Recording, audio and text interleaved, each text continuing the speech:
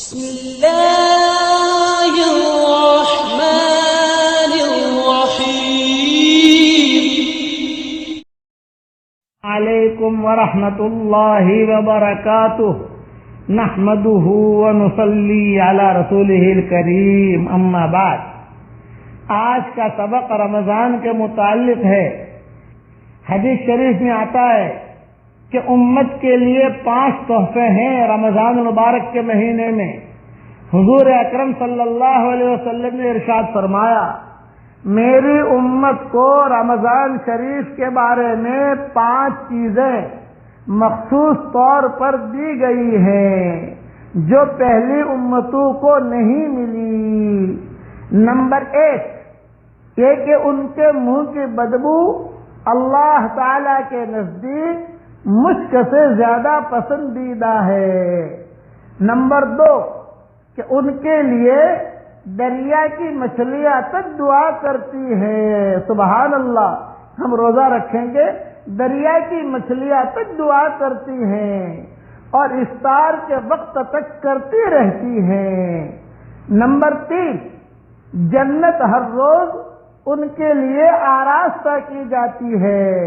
پھر حق تعالی شانو فرماتے ہیں کہ قریب ہے کہ میرے بندے دنیا کی مشقتیں اپنے اوپر سے پھینک کر اے جنت تیری طرف آویں. نمبر 4، اس میں سرکش شیاطین قید کر دیے جاتے ہیں کہ وہ رمضان میں ان برائیوں کی طرف نہیں پہنچ سکتے جن کی طرف غیر رمضان میں پہنچ سکتے ہیں. نمبر 5، رمضان کے آخری رات میں روزہ داروں کے لیے مغفرت کی جاتی ہے. صحابہ نے عرض کیا کہ یہ شب مغفرت شب قدر ہے؟ فرمایا نہیں، بلکہ دستور یہ ہے کہ مزدور کو کام ختم ہونے کے وقت مزدوری دے دی جاتی ہے. یہ حدیث امام احمد نے اور بزار نے اور بیہقی نے اپنی اپنی کتابوں میں لکھی ہے. کتنی بڑی فضیلت ہے. اس کے لیے اس مہینے کی قدر کرنے کی کوشش کیجیے. رمضان کے مہینے میں بات شیطان تو قید ہو جاتا ہے، لیکن اگر آدمی خود شیطان بن جائے تو وہ کہاں قید ہوگا؟ کوئی عورت اگر شیطان بن جائے رمضان کے مہینے میں، اس لیے اپنے آپ کو شیطان نہ بنائیے، اپنے بچوں کو بھی شیطان نہ بنائیے. رمضان کے مہینے میں عام طور سے بچے کرکٹ کھیلتے ہیں، عام طور سے پکنک منانے کے لیے جاتے ہیں. عام طور سے ہمارے ہاں بمبئی میں دیکھا گیا نریمن پوائنٹ پر جاتے ہیں، وہاں دیکھا گیا کہ بھیونڈ پہ جاتے ہیں. کہاں جا رہے؟ کہ ڈھابے پر جا رہے سب سحری کھانے کے لیے. لو صاحب، یہ رمضان کا مہینہ ڈھابوں پر جانے کا نہیں ہوتا، یہ رمضان کا مہینہ کھیل کود کا نہیں ہوتا. یہ رمضان کا مہینہ تو قدر کرنے کا ہوتا ہے. جو گزشتہ سال زمین کے اوپر تھے وہ اب زمین کے اندر چلے گئے ہیں، دنیا میں چلے گئے ہیں.